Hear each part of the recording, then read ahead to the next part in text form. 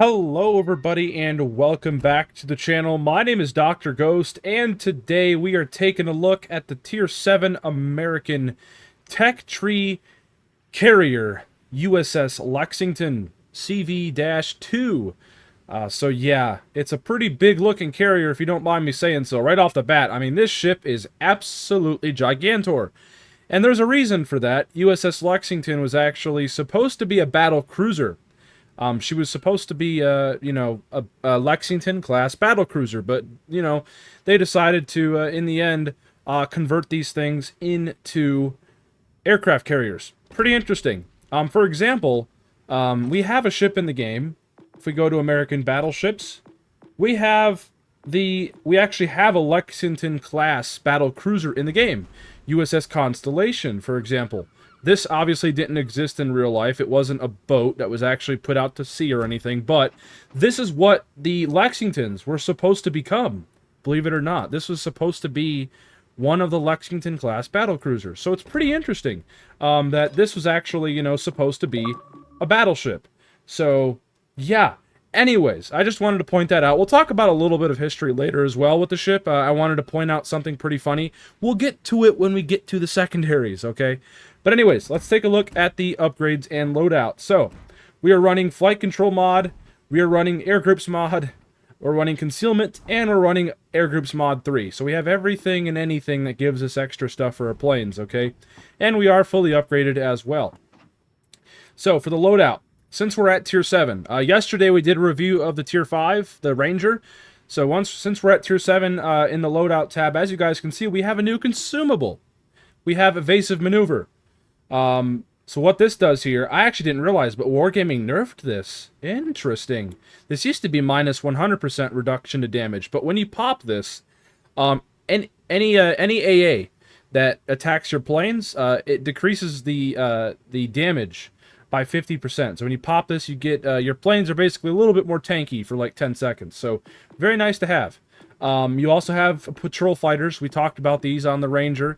You have them on the Tier 7 as well. And of course, you got your engine cooling as well. So very nice to have. Okay. For the consumables, we have standard damage control parties, except they're not really standard. They're standard for carriers.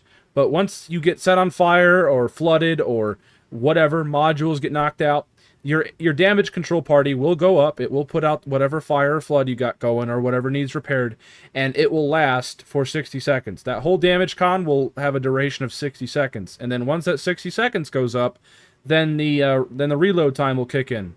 So 87 seconds. So you have 87 seconds of no DC, so you got to be careful. Really, though, you can't control it. Your carrier will automatically put out anything. Fires, floods, modules that get knocked out, like your rudder or your propulsion systems that make you go forwards and backwards. Yeah, if any of that gets knocked out or flooded or set on fire, you will have to, well, you don't have any control. It automatically does it for you. I wish that you could actually have manual control over your damage controls for carriers. But then again, obviously, there's some buttons I think that Wargaming has mapped, if I'm not mistaken, or something, or it's just in the game's code. It's how it's been on PC as well, I think. So, whatever. And of course, moving on to the fighters, you do have some as well. These are carrier-launched fighters, so these aren't your radio fighters that you call in from your squadrons. No, these are your fighters that get launched off your carrier, aka your combat air patrols, your cap fighters. So let's say, for example, your carrier gets spotted by anything, that being a destroyer, enemy planes, whatever. Then what will happen is your carrier, once it's spotted, it will deploy these fighters. And you have 5 sets of them, okay?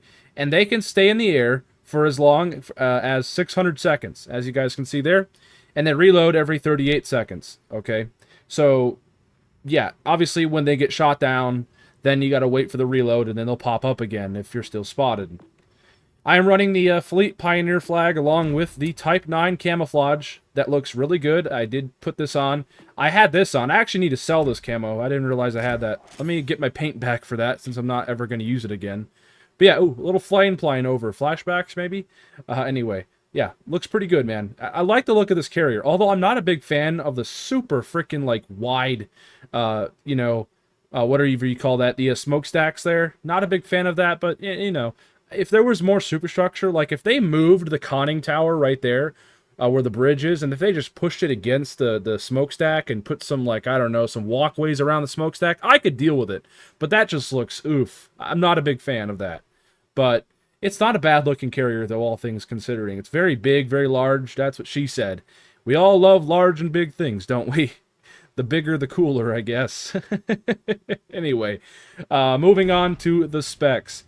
We got 57,300 hit points, along with a 16% torpedo damage reduction. So a significant increase, obviously, from the Tier 5 carrier, the Ranger. For the aircraft, we have some dive bombers, some Curtiss SB-2Cs, and we have some torpedo bombers, Curtiss SB-2Cs. So the same plane type for each, okay? So, I am built into the dive bombers with my commander. So I'm going to have more benefits with my dive bombers. I'm going to have more concealment. I'm going to have slightly more HP. Okay? So just bear that in mind, all right? Now, obviously, if you wanted to, you could build into the torpedo bombers, but I think the Lexington, you know, and all American tech tree aircraft carriers succeed in the bombing department. Although the bombs can be really trolly sometimes, when they actually work like they are supposed to, they have potential to just do nasty things. Set fires, do loads of damage. They are disgusting, especially against cruisers and battleships. Obviously, it's hard to hit destroyers no matter what you do. But if you can actually manage to clip destroyers, like we saw in the video yesterday with the bombs that were on the Rangers dive bombers, we hit them for like a quarter health. So if you can actually manage to penetrate people with the bombs, and they do what they're supposed to, if they get full pens, it's nasty what they're capable of. Okay. Now anyway, let's actually read into what everything is here, the numbers and the specs behind these planes. So hit points 3590. So you got 3,590 HP on those planes. Currently on my build. It's around 3,000, I think, base. Maximum speed currently on my build is the same as the torpedo bombers, 150 knots on both. Attack unit size is 3. So instead of attacking with 2 planes at a time, this time you're attacking with 3 planes at a time. And each one of those planes has 2 bombs, okay? So the dive bombers drive in with 3 planes, and each one of those planes, 3 of them, they drop 2 bombs each. So you got 6 big ol' frickin', if I had to guess, 1,000-pound high explosive bombs hitting the target, setting fires, knocking out modules, all of the stuff, okay? Very nasty potential there with the bombs. My current detectability range for my bombers, okay, my dive bombers, is 7.2 kilometers, and my aircraft restoration time is 65 seconds. The maximum bomb damage is 10,620, and the fire setting chances is also ridiculous, 54%. So, yeah, the bombs, man, they can be really nasty, obviously, okay? Now, moving on to the torpedo bombers. Same planes, but a little bit different since I'm not, I don't have my commander built for my torpedo planes. But we do have 3,000 hit points on those torpedo bombers. 150 knot speed, same as the dive bombers. Attack unit size is 3. So you're going to be coming down with 3 planes. Okay, by the way, you can send up squadrons of 9. So you can potentially get, 3 attacks off. 9 torpedoes on target if the person doesn't have any AA, which is not a very common thing at Tier 7. Lots and lots of ships at Tier 7 have decent AA. So it's actually really hard to get all of your strikes off on people without losing a bunch of planes, even tough American aircraft. But yeah, you can drop in. Each one of those planes has 1 torpedo, okay? It is not like the Saipan where you can drop in with 2 planes with 2 torpedoes each. Nope, they only have 1, okay? Detectability range is 8 kilometers. The aircraft restoration time, 68 seconds. Maximum torpedo damage is pretty okay, 7,200. Torpedo speed, 47 knots, pretty average for American aircraft torpedoes. And the torpedo range is quite increased. I think the Ranger had 3.5-kilometer torpedoes. Well, don't worry, the Lexington has 5-kilometer torpedoes. But let's be real, you're never, ever, ever, probably ever going to be launching and dropping those torpedoes from anywhere past 2 to 3 kilometers, okay? So it doesn't really matter to me. I'm always trying to get as close as I can with these torpedo bombers to maximize my accuracy, right? That's the whole idea. The closer, the better. Anyway, moving on to the artillery. This ship does come, the carrier comes with some guns, okay? This is where I wanted to point out something. The ship does come with a bunch of single-mounted secondaries, 127mm single-mounted secondaries. You've got 8 of them. They shoot out to 4.5 kilometers with a 6-second reload. 1800 maximum damage, 5% fire chance. And here's the part where I want to point out something. We'll pull up Wikipedia too, because I got some funny information for you guys and gals out there about the Lexington and what she used to have. But anyways, the Lexington comes with also some dual-mounted Atlanta 127mm guns. Okay, they are these guns right here. If you guys can't see them, they're the double-barreled, little 5-inch gun mounts right there that are found on the Atlanta, the Flint, the San Diego. I believe they're on the Gearing as well. They're on the Sumner. They're the dual-purpose American 127mm Mark. I think they're the Mark 7s or whatever. But anyway, they're very common. They're right there. I wish I could zoom in, but I can't really any further. But you guys should be able to see them. They're the double-barreled turrets.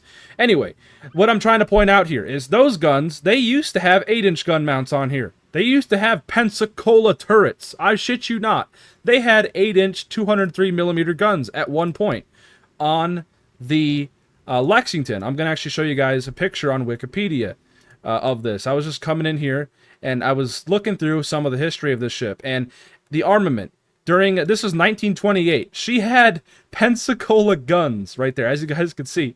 The double-barreled Pensacola guns. 8-inch guns. Could you imagine the Lexington with 8-inch guns? People would be running secondary meme builds on the Lexington.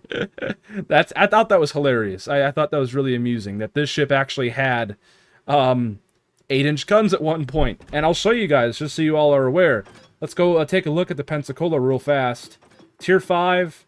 Let's go. Nope, not carriers. We want cruisers as well. Tier 5 cruisers. The Pensacola. No. God damn it, game. Take the tier 7 off the carrier so I don't get lost. Okay, Pensacola. Here we go. So as you guys can see, it's the same exact turret. Could you imagine Pensacola guns? It's the bottom turret, by the way. The bottom double turret. Wouldn't that be hilarious? I just thought that was funny. Anyway, heading back over to the carrier here. Tier 7. Here we go. Lexington. All right, let's pick off where we left off. So yeah, that's the artillery. I just wanted to point that out. But you have, they did actually strip those off later and put on, obviously, the 5-inch guns that we have now, okay? I thought that was pretty cool. Now, moving on to the AA defense. The AA is absolutely phenomenal. It is crazy good. Any planes, any squadrons that get sent at you, you're going to have no problem destroying all of them. Yeah, the carrier will probably still be able to get a strike off on you, but he's going to lose all of his planes. You have an absolute fuckload. I do pardon my French, but damn fucking shit. That's a lot of AA. After Pearl Harbor, you guys got to keep in mind, after we got bombed, yeah, we fucking put AA on everything, including our aircraft carriers. And that's not counting all the destroyers and the cruisers and the Iowas that were escorting our carriers too. We had so much AA on these babies. You got an absolute boatload of 20mm Oerlikons. You got 16 single-mounted 20 mils. You got an absolute shitload of 40mm Bofors. You've got a couple sets of dual-mounted guns as well. 3.9 kilometer range. You got an absolute crap load of 40mm quadruple-mounted guns as well. 4 barrels.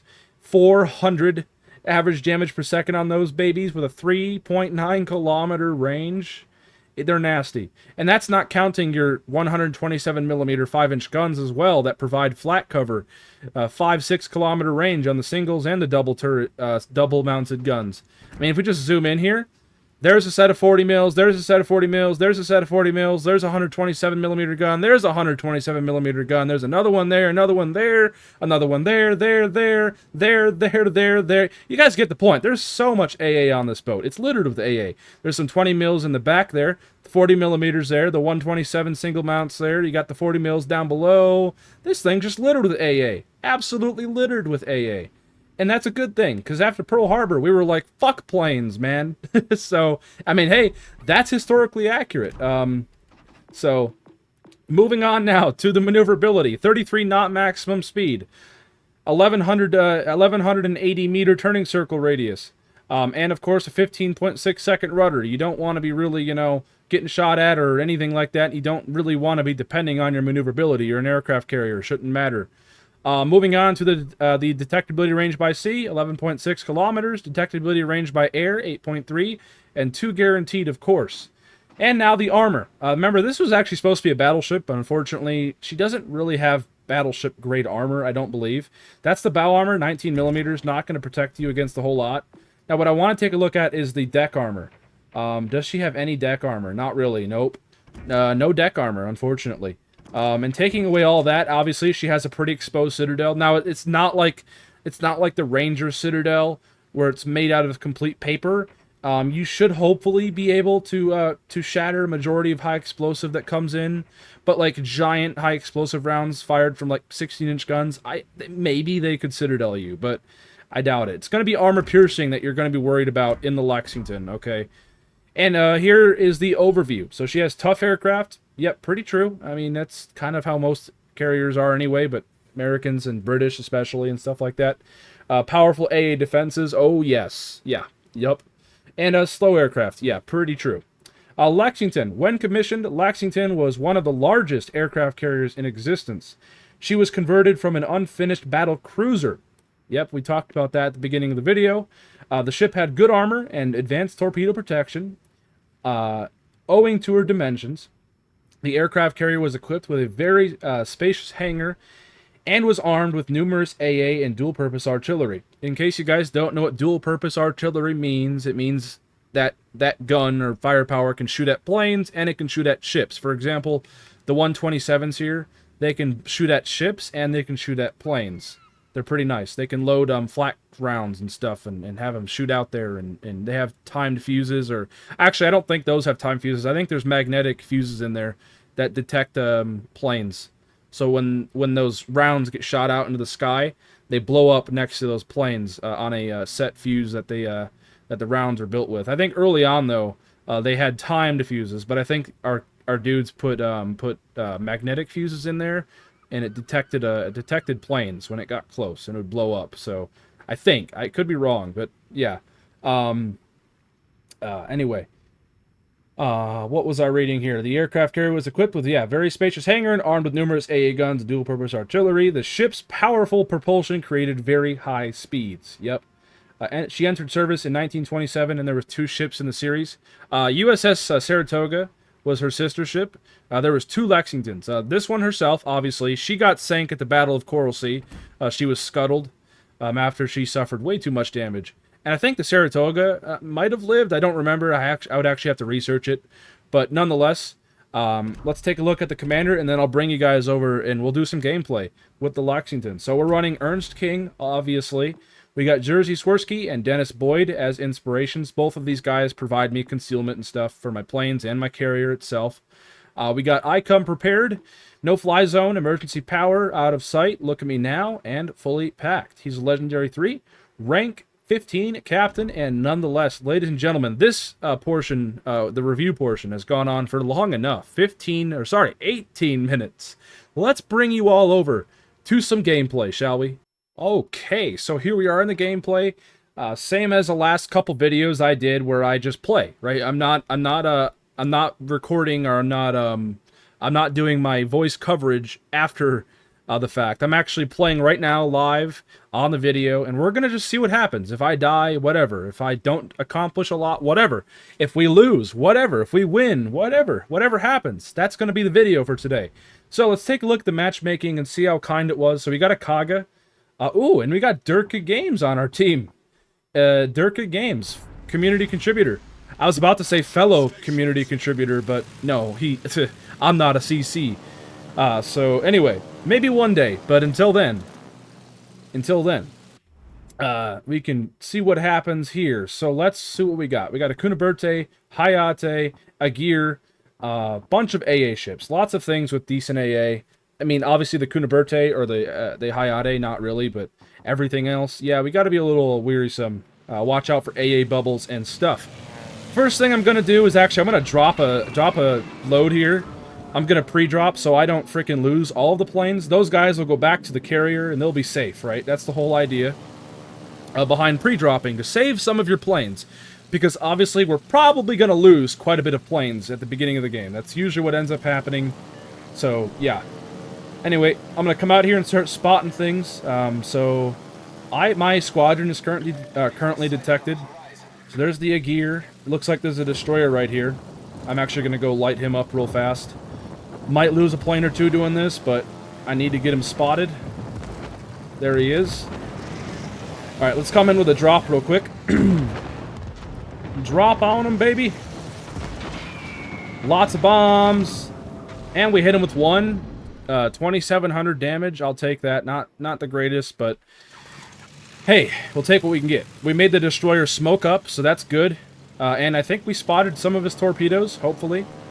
So we got Schroeder here, Savetsky, Soyuz, bunch of things. Okay. So I'm going to go out now and head to the other side of the map, and I'm going to try to spot over there too. Again, we're going to pre-drop so we don't lose all of our planes. Just get those guys back to the carrier so they can live to fight another day. I'm going to put a fighter right here so they can hopefully, you know, maybe provide some air cover and spot torpedoes or even just spot ships, right? So just putting those fighters there just to help out the team a little bit, hopefully.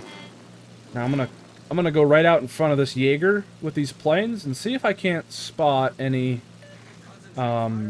any destroyers. I don't know where that second DD is. We know where the Hayate is, but we don't know where the Kunaberte is. I'm looking around for torpedoes.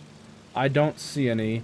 Don't see any smoke screens. Oh, wait. I see a smoke screen, but I think that is the, that's the Venettos, right? Yeah, I think that's the Venettos. Yeah, we should be okay. But my planes are spotted, so there's something nearby. And I do see torpedoes. Okay, so maybe he's over here somewhere. I'm gonna come out here and see if I can't find anything. Where is this destroyer? Interesting. And I don't know what our Jaeger's doing. Our friendly Jaeger's just charging towards the cap. Not very ideal.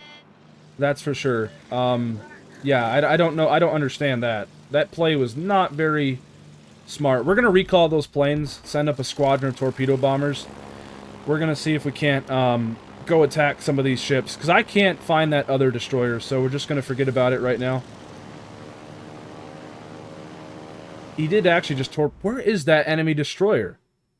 I'm so confused. He torpedoed one of our battleships, but I have no idea where he's at. He's right there. Okay. So it looks like Durka Games in his destroyer, in his Hayate, is having a gunfight right now. Yeah, I'm gonna get back. Good idea, teammate. Good idea. I don't know where also that other destroyer is either. Alright, we're going to come out here and see if we can't help our destroyer with that destroyer, just in case. Durka and his Hayate. Flying over there now. Oh, he's getting shot at. Can't see them yet. There he is. Okay. How's he doing in the gunfight? Oh, he's doing fantastic. Okay. He didn't need my help. Durka's got it. Well done. Let's go fly over towards the Veneto now and drop on him. So that's one of their DDs down. I didn't know where he was. I think he was maybe sticking with the Veneto. Maybe that's what he was doing. Maybe he was providing a smokescreen and stuff for that Veneto. But nonetheless, we should be okay to start dropping on him. So, and then once I get these planes done with, I'm going to take off with another squadron of bombers.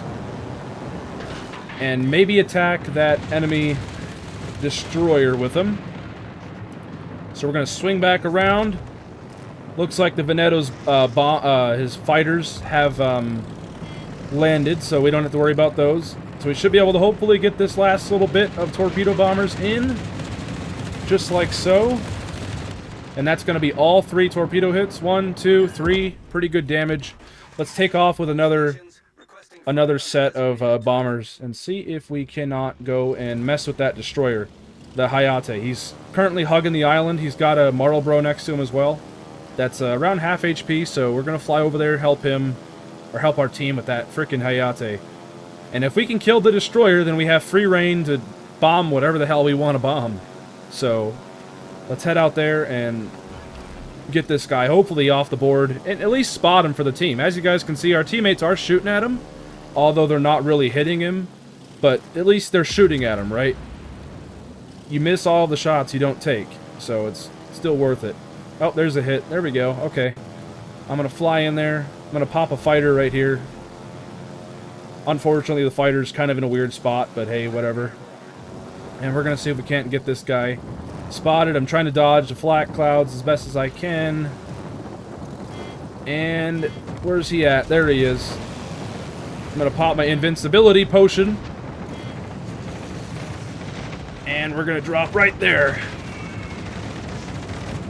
And we unfortunately miss. As to be expected, you got to remember, dive bombers super trolly sometimes, so yup. Gonna come in with another set. Drop them. Come on, game. There's a torpedo spotted. There we go. We got a hit there. We got a fire. We got some modules knocked out. See, once you can actually hit the freaking destroyer with the bomb, you can actually start doing some things. Crazy concept, I know. Anyway, we're gonna head out here now with our carrier. Move up a little bit. Actually, we're gonna move back here. I kind of want to... Yeah, let's actually move over here. Now, all of our teammates are bundled up. So, I mean, that's a good thing at the same time, though. They're providing a big AA bubble. And I spotted those torpedoes 5 years ago. You guys should be able to dodge them. Please don't take any. That's embarrassing if you take one of those. I spotted those forever ago. Okay, good. Whew, I thought he was going to take one for a second. That would have been tragic, because I spotted those a long time ago. Alright, let's drop on this Marlborough. To the deck with them. Come on, torpedo bombers. Make me proud. We're going to pop our invincibility thing again. It doesn't really make our planes invisible. It just decreases incoming damage. So, it's still, though, nice. And there we go. We hit him with all three. Let's swing back around with the remaining two we got. Remaining one we got. Oh, they're just getting wrecked. Let's drop it. Oh, that's horrible. I was hoping that the torpedo would drop a little better than that, but that plane was about to get shot down, so I wanted to really get that off. Alright, let's move our carrier up to this island. Actually, no, let's not. Let's actually just, yeah, keep sailing around. I don't want to freaking get my carrier spotted at all. So, yeah. Not a very good game so far, but, I mean, that's to be expected with sometimes these games. Number one job is to spot things, and unfortunately, although, you know, spotting doesn't, you know, give you a lot of damage, right? But we're still doing our job, and doing your job, it may not be freaking glorious, but it needs to be done. So let's come in here, drop another set of bombs on this dude.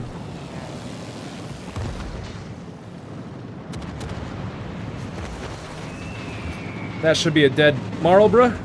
There we go. Enemy battleship sunk. Sorry for that pause. A little bit of editing magic. I was interrupted. So anyway, yeah, we dropped on that Marlborough. We absolutely obliterated him, and then my bombers got shot down, and yeah. So we're back at the carrier. We're taking off again with another squadron. So we're gonna move our carrier up since we can. Still, the game's looking good. The team's doing fine. Durka's on very low health. Schroeder's on really low health. So they gotta, you know, watch out. I'm gonna come in here and put some fighters over them. Just, you know, help them out, right? That's all carriers are supposed to do, is provide cover for your team and spot things accordingly, whatnot, so on and so forth. Now this Pommern, he is gonna get absolutely obliterated, as you guys can see. No freaking problem. Durka yoinks the kill, living up to his fleet name, Yoink, as you guys can see, so it makes sense. He yoinks the kill. Gotta love that. But now we're gonna come out here and spot with our torpedo planes. Maybe we might be able to pick up that destroyer on our planes here and spot them. So we got an Iowa out here. So not too worried about that. Obviously, if I get close to it, he's gonna be able to have no problem ripping my planes apart. So we're just gonna keep distance. Oh, and look at this. Here's the destroyer. Okay, AA's right there. And we should be able to drop pretty nicely right about here. A little bit of widespread torpedo action, but I think that's fine. Hayate's a really big destroyer. He should still take one of those. Just like so. Right in the center. That's a big hit. 5,700 damage there. It looked like. I didn't read it, but it was somewhere around there. 5,000 something damage. So that's not fun for him. And he's also spotted. So it looks like our battleships are going to be able to hopefully finish him. I have him still spotted. Come on, guys. Yep, he's still getting hit. I think yeah, he's perma-spotted, and down he goes. Good shit, team. Good shit, team. Very nice, man. Very nicely done.